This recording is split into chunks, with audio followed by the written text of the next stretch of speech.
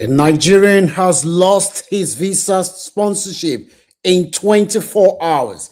The saddest part of this story is that this brother lost his visa sponsorship just by one thing that he did. As I speak to you today, his life is confused. The brother doesn't know what to do again. His wife, who contacted me this morning, is crying, saying, Frank, where do we go from here? This is according to the wife, the brother used his hands to destroy everything that he has worked for just because of his beliefs. Sit tight.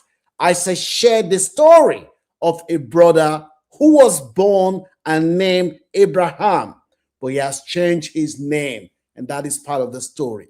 Abraham and his family, they came to the United Kingdom. This brother has lived in the UK for 3 years. They came 3 years ago on the visa sponsorship COS. And this guy settled in Birmingham in the Midland. That is where him and his wife and his 3 children, they were staying. Everything was going well for him. The wife said this happened whilst they have finally gotten everything sorted, bought a house in Birmingham. They moved from the south of England to the Midland in Birmingham when this guy got a new job with new sponsorship. This brother, everything was going well. His manager really liked Ibrahim. The manager did not want to sack him. The brother changed his name from Abraham to Ibrahim. He was born in a family in Nigeria that he has a lot of relatives who are Muslim, and some part of his family members are Christian. When he came to the UK, after some time, the guy decided to convert to Islam. He converted and he's changed his name from the birth name of Abraham to Ibrahim. And the wife said she noticed this brother was now acting completely different. The guy that used to go out with his friend, all of a sudden, everything that he used to do, he changed. Whenever she talked about the program that they used to watch, the guy would say, oh, this is wrong. It's wrong for you to be watching this. It's wrong for you to be dressing like this. The guy's life just changed overnight. The wife said she noticed that Ibrahim, all of a sudden, now had long beards. Whenever they mistakenly called him his birth name, Abraham, they would just tell them, no, don't call me Abraham. My name is Ibrahim. That is the name that you want me to be addressed. The wife said, even some of his friends, they have stopped talking to him because overnight, this guy changed. Now, you might be wondering, why did this now lead to the guy's visa sponsorship being canceled? And that is the story that you're about to find out now. Let me know whether you blame this guy or you think that something is wrong with this guy, because the guy up to now is still insisting that he hasn't done anything wrong. Where this guy was working, this whole thing that led to his visa sponsorship being canceled started when this action in the Middle East between Iran, and the US and Israel all started. You remember when it was reported that there was a bomb that was that blew up a school in Iran, and about 123 children died. The guy was so incensed by what happened. The guy, where he was working, him and his colleagues, they started having arguments. This guy, all of a sudden, was telling his colleagues that what the Americans are doing is wrong, that if he was living, if not for his family, he would have gone and fight for join them and fight a holy war. The guy and his colleague were arguing, just normal talk, they talk at work. The guy said, he started telling his colleague at work that it is justified for you that those people that are fighting, they are fighting holy war, that when they die, they will go to heaven. The friend was initially thought he was joking. The guy said, even if you kill during this kind of war, that is justified. They were saying a lot of things about Israel and America, about the way they are carrying out the war, that all of them, they are going to hellfire. His colleague was shocked. They thought he was joking. But when he then said himself, if he was living in that kind of country, if not for his wife and family, that he would prepare to lay down his life because he believed that he's fighting holy war. When the guy said that, the people that he was working with, they were shocked.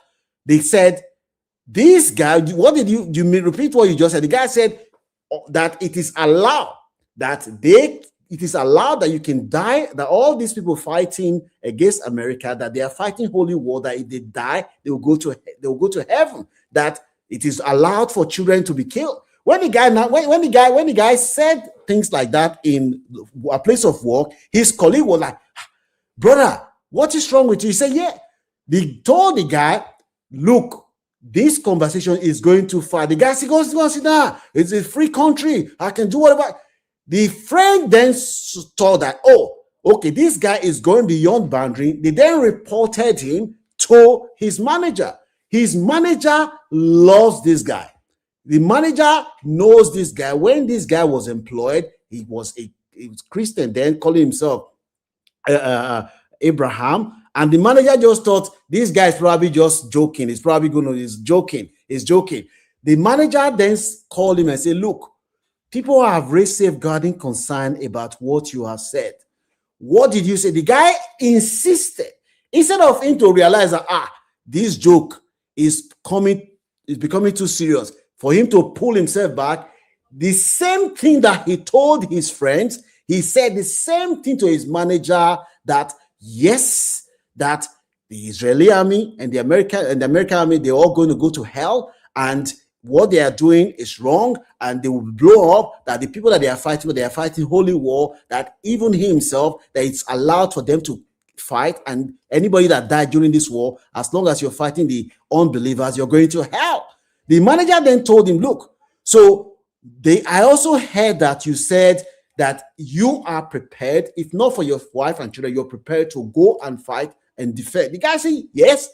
He started quoting verses in the Quran, saying the Quran says that if unbelievers are fighting against the people of Muslims, that is allowed for them to go and fight, and they to defend their Muslim brothers and sisters, that anybody that died doing that thing is going to heaven. When he said that, the manager panicked, and the manager then said, I need to get advice because I am really, really concerned. Before you know what was happening, the manager phoned head office.